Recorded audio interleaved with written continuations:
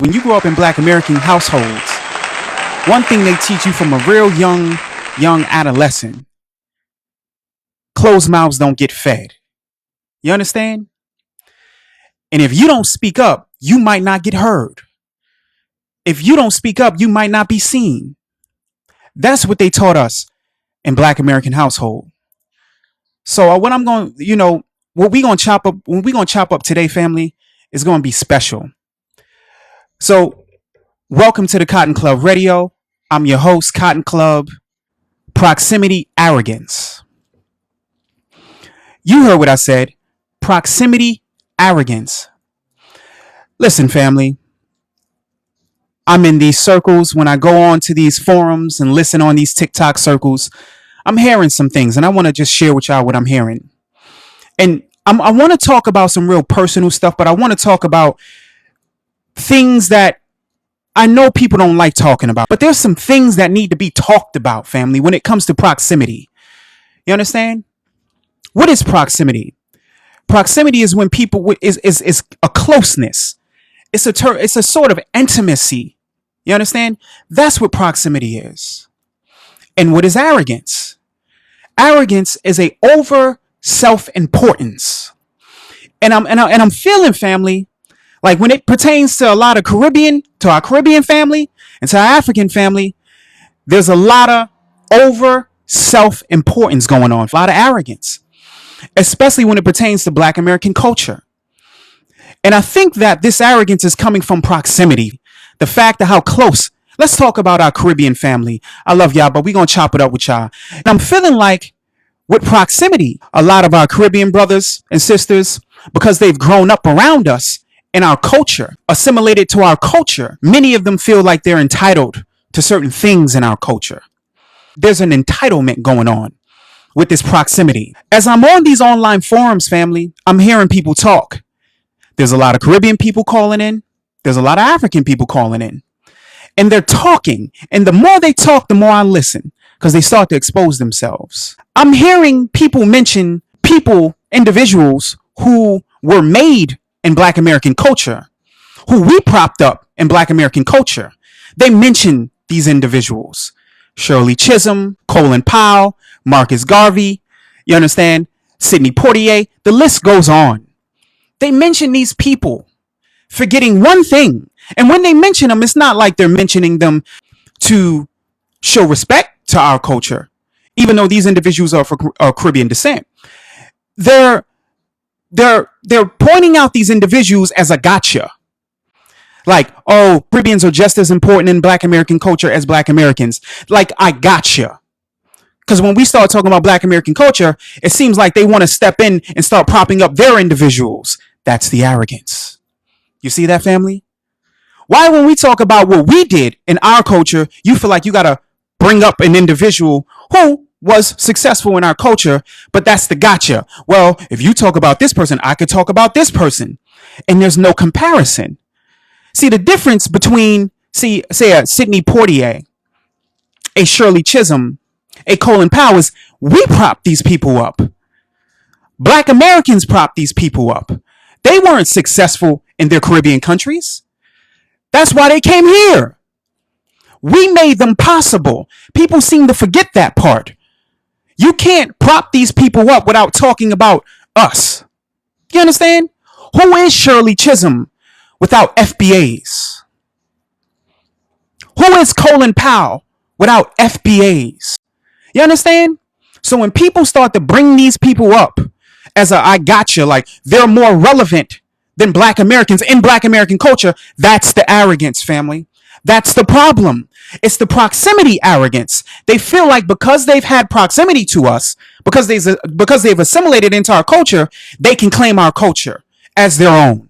That is a problem, family. When we talk about the civil rights movement, folks try to talk about the little Caribbeans that were there trying to help.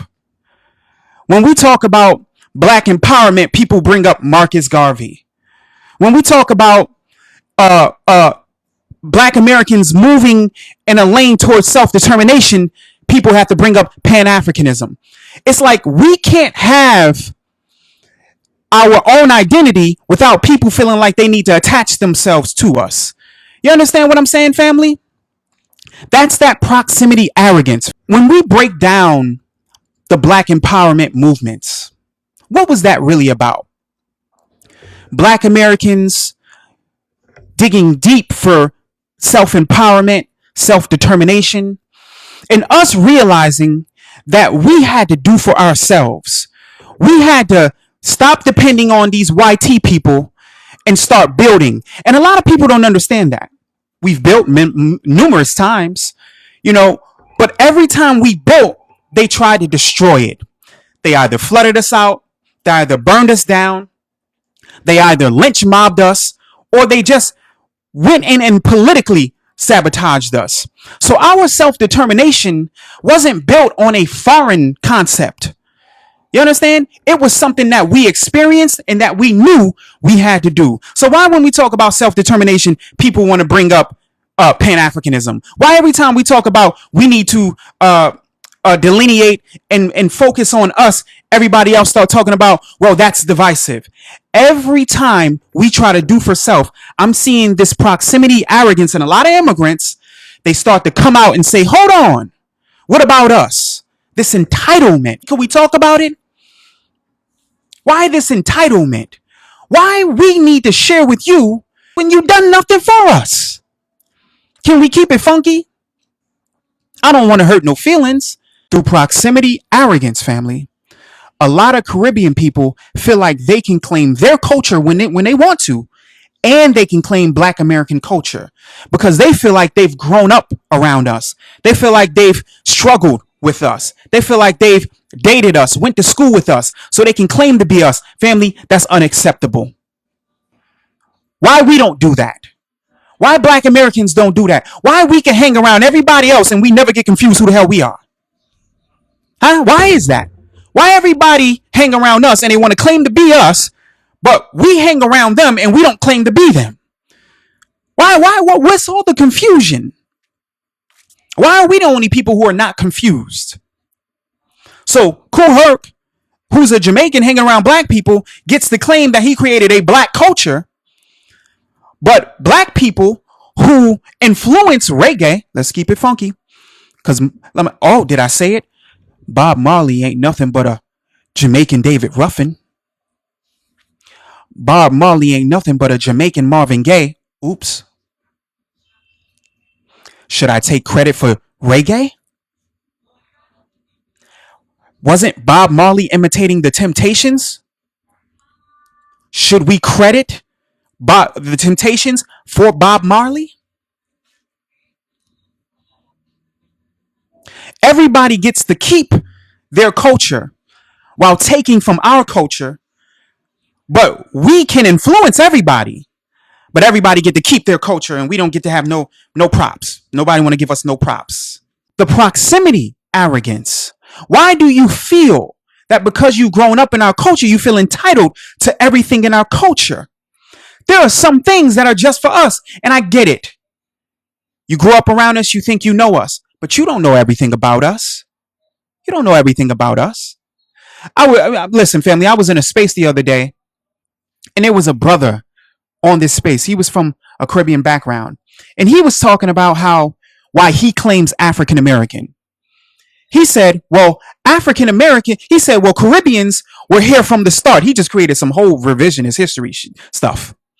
He said, well, I can be African American because Caribbeans were here from the start. Caribbeans helped out with the civil rights movement. They helped out with Reconstruction. They helped out throughout every facet of Black American history. Caribbeans were helping out. I said, who? What are you talking about? So here this brother is claiming that he can claim African American, which is a designated term and name for Black Americans descendant of chattel slavery, for American freedmen, right? It's one of our names. Not a name that I prescribe to, but it's a name that was placed on us during the 1980s by Reverend Jesse Jackson. God bless his soul. We're not going to talk bad about him. He did something that pushed us back, but we're here to correct it. But this brother said, who's Jamaican? He said he can claim African American because Caribbean people have been all entrenched into Black American culture and Black American history. That's the problem. No, you're not African American. You're Jamaican American. But the proximity arrogance got people feeling like they can be around us and then claim to be us. And then when we say, hey, brother, I hear your accent, you sound like you from somewhere else, then we xenophobic. Then everybody's saying those FBAs, those black people, man, they're divisive. They don't want to share with nobody. So everybody can close the door, talk their native language, and shut us out of the conversation whenever they choose. But when we say, hey, enough is enough, y'all got, you know what? That's cool. Y'all got y'all thing. We don't want no parts of it. Y'all do y'all. We just gonna do us over here. We gonna do this FBA thing. We gonna do this Black American things. Oh my God, the division. Family, when does it stop? When do people who grow up around us, who are around us, stop claiming our stuff? Just because you participate and you may contribute to the culture, I don't take that away from you. Many of you do great things. I don't take that away from you. But when you start saying you created this culture, we got problems. It's not fair. It's disgusting. It's disingenuous. You understand? And let's talk about some other things, family. And what they're trying to do with this delineation movement is they're trying to create framework around it that makes us into an imaginary group, that makes us into an imaginary opposition to the diaspora. Let me clarify for these people who try to do that. And let me just say this. And they do this by trying to use the term African American and make it into a group itself. Peep this, family. Watch what people do. So if they take the term African American and make it into a group, then the term FBA must be a group too. That's the psyop. Peep that. Trying to shun the FBA and delineation movement, they're trying to create a group in the term African American, which is mostly Caribbean people and some Africans. This is the problem. This proximity arrogance got people thinking not only can they come in and try to co-opt a name that we're moving away from against us, but they feel like that's acceptable because we no longer want to be African Americans. We've disassociated ourselves from that term. So in a way to lock us to the term, they make African American a group. So if African American is a group, then FBA must be a group too. Peep the psyop. People have to understand this. You know what you call this? Counterintelligence. This stuff is coming from the top. Counterintelligence, family. So we have to start looking out for these talking points because people who have had proximity to us and are feeling like we owe them something, and they're feeling very arrogant, they're willing to destroy this delineation movement because they feel like they can't be a part of it. They feel like we're separating ourselves from them. And the truth of the matter is, family, they've separated themselves from us a long time ago. That's what makes all of this weird. That's what makes it strange. But when people are jealous of you, when people want your place and want your position and want your spot, they'll do anything. You understand? When people want your story, they'll do anything. How many people are you hearing now talking about how many foreigners you hearing now talking about they're the new African American? What do you mean? So we even have to be careful where we dissociate ourselves from, because people who have nothing, basically, they come here with nothing. In order to get a little something, they want to attach themselves to us. And the easiest way they can get a little something is they attach themselves to the term African American. So you see that, family, how this need to have proximity is making people feel like not only can they come in and replace us, but they can do it in front of our face, and they can do it in a disrespectful way. That needs to stop. To my peoples in the diaspora, we understand that many of you have grown up around us. We understand that many of you have taken in our culture and assimilated yourself to it. We don't have a problem with that. Those who are respectful, we don't have a problem with you. We respect you. But for people who feel like Black Americans are the trash can of the planet and they can come here and dump their trash on us while taking all the goodies that we provide and not giving anything back, you can kick rocks. You can kick rocks, family. We have no use for you. Unfortunately, I don't want to be near you, to be honest with you. We have to start talking about the jealousy going on. And when you start talking about the jealousy, people start acting like you bugging. Oh, I'm not jealous. There's no jealousy. There's no hatred. I was watching a show called 54-1 with Godfrey and another Nigerian co-host, which is a big hater. And this is the reason why I critique Godfrey, even though I think that he says a lot of great things about FBAs, a lot of great things about black people. He allows people on his panel to talk crazy about us, and I feel like he don't give enough pushback. And to me, when you silent and you letting people run off the mouth talking crazy about black Americans and you give little pushback, to me, you silently agree. But I saw a show on their podcast with Godfrey and the other Nigerian dude. They were talking about things that Africans do better than black Americans. So they name certain things like dancing, creativity, music, influence, things of that sort. In every category that they mentioned, who does what better, they put Africans ahead. Dancing, Africans, yes, man, Africans, they dance better. But who is everyone copying? Everyone ain't copying African. What latest African dances is everyone copying? Let's look on TikTok trends. What latest TikTok trends that Africans are doing that people are doing? Nothing. Not one. Everybody's on TikTok copying FBA dancing. So they said Africans, they got the dancing. Then they did creativity. They put Africans ahead. What? Creativity? When's the last time Africans created anything? Afro beats? That's a bootleg hip hop? Stop it, man. Afro beats was started by a game named Fela Kuti. He openly admitted that he took a lot of his sound from jazz, rhythm and blues, all of those black American sounds. He mashed it all together, put a little drum kit, a little African little bongo to it, and he called that Afro beats. Stop playing with me, man. Stop playing. The last thing great that Africans created was ancient Kemet. That was 2,000 years ago. Stop playing. Black Americans are the ancient Kemet in modern times. We are. We're now what they were 2,000 years ago. The light of the world. So they kept going. So they said creativity. They gave that to the Africans. Then they talked about influence. And this one, I was waiting. Oh, I was waiting, family, because I knew it was going to be some BS. I knew it. I said, influence. Come on, man. Who is more influential than black Americans? And then they gave that one to us. And I said, you know what? All of these categories, black Americans are more influential in. But they couldn't deny the black American influence. And if they wanted to steal that one too and try to, disrespect us and lie, they would have tried it. They would have tried that one too, but they couldn't lie on that one. And the reason why the influence part they couldn't lie about couldn't be denied.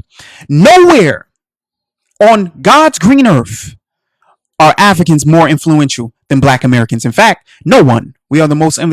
Studies have already been proven that black Americans are the most influential group on the planet right now. But I say this to say, family, through proximity arrogance, a lot of foreigners feel like they're entitled to our culture. They feel like what we have to share it with them. They feel like because they were there, they're owed some kind of debt. They feel like because they came to a party and danced with us, they threw the party.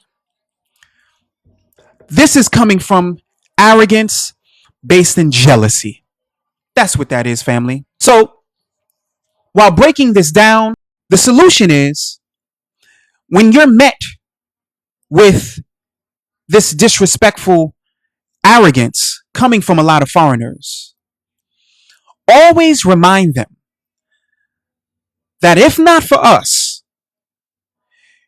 you wouldn't have Shirley Chisholm. If not for us, you wouldn't have Colin Powell. If not for us, you wouldn't have Garvey. If not for us, you wouldn't have all of those Caribbean and African people who came here and got propped up by FBAs and became successful, became household names because we made them household names. We did that. I want to say this, family. People think because they've been near us, they know us. Let me tell you something about Black American people. For everybody out there listening, let me just break this down because I don't think nobody, I don't hear nobody break it down like this. Let me just say this for people who don't know Black Americans. One thing about us, growing up in Black American households, we're taught discipline in ways nobody's taught discipline. Our concept of discipline is more militant. Our grannies, our mothers, our uncles, many of them were gangsters. You understand? And if you talk to granny the wrong way, granny might handle you. Can I keep it funky in here? Do anybody hear me? You understand? The discipline we grow up with is crazy. It was almost like our forebears knew that if they didn't program us in a disciplinary way to keep us in that straight and narrow path, they knew that our lives would be cut very short. So in order to protect us, ain't that interesting? In order to protect us, they installed discipline on a very, very strict, crazy level. That's something that foreigners don't understand about us. I don't think they truly understand how militant Black Americans really are, how that militancy is ingrained in our family structures. It's very serious. Certain things you can't do in a Black American household. If your bed ain't made a certain kind of way before you go outside and play, you might just have moms come outside in her night robe, wherever you is. Come on, if you went to the basketball court and your bed wasn't made in the morning, your room wasn't cleaned up, your moms might show up at the basketball court and say, "Hey, get your butt over here. Go home and clean your room. Go make your bed." People don't understand that about us, family. I think people have this idea about us because we're so creative, and we have an area of creativity that is so boundless. They don't understand how disciplined we are. You understand? Black Americans are very, very disciplined, and you know that if you talk to us. Come chill with us. Come to a Black American household, and you'll really see what Black Americans are like. See, the problem is a lot of people online, they talk about us, family, and they don't know nothing about us. They don't know us. Not only are we disciplined, like militant discipline, like your granny is like that. Like people, like I don't think people like your mom's got it. Your moms, your grannies, your aunts, your uncles, they all are stalwart, meaning they stand upright. They don't, when you at the table, you can't slouch. Elbows off the table. Can anybody hear what I'm saying? Yo, I don't think people really understand, because you have a lot of Caribbeans, because they do that proximity arrogance. They think that they're the essence of discipline. They try to pull that. These Black Americans, you don't know nothing about discipline. My mama, you ain't grown up in a Black American household, family. You don't know nothing. Let me tell you something. A shoe will come off real quick and go your way if you say the wrong thing, family. Am I lying? If you say the wrong thing in a Black American household, a shoe, a broom, anything might fly past your head. You might just have to duck. We don't play. We don't play. They don't. Who told y'all that we don't have no discipline? When all we grew up in was discipline. Sundays was church. You understand? And you had to get up early, get your butt in the shower, get dressed, and we had to make it to church. We grew up in church. So we know the correlations. When we go to church and we see Reverend up there rapping, that drum kit giving you that boom, bop, bop, bop, boom, boom, bop, bop, bop, going crazy, we know where hip hop came from. We know where that came from because we know the sound. We've heard Reverend rap, basically rap on the mic a cappella with no drum, with nothing, and just giving you the Holy Spirit. We've seen it. We know what that's like. So we know hip hop is not Caribbean culture. We know hip hop isn't Puerto Rican culture. Go to a Baptist church and you'll see what hip hop culture is. You'll see where it came from. It came from that gospel and people's getting the Holy Spirit. So I say this to say, family, though a lot of foreigners have their proximity arrogance, and they think that they can come here and just leech off of our culture and pose to be us, they can't be us because they're not rooted like us. What did Harriet Tubman say, family? She said, when they were doing that Back to Africa movement, what did Harriet Tubman say? She said, you can't send me to Africa because we rooted here. You understand? You can't send me to Africa. I'm rooted here. My people is rooted here. Look, let your angel sing. I ain't twisted, this ain't the Henny talking for me. This is literally Malcolm Little talking through me. I ain't possessed, this is just when spirit meets the flesh, and a revolutionary is born, nothing less. It's hard for me to cope with stress, especially when I see the world much different from the rest. I can't sleep, nightmares, waking up, cold sweat, wondering if I ever made it, will they do me like the rest? It's for my black souls who really too upset to rest, so they wander through my dreams. Please tell me what this means.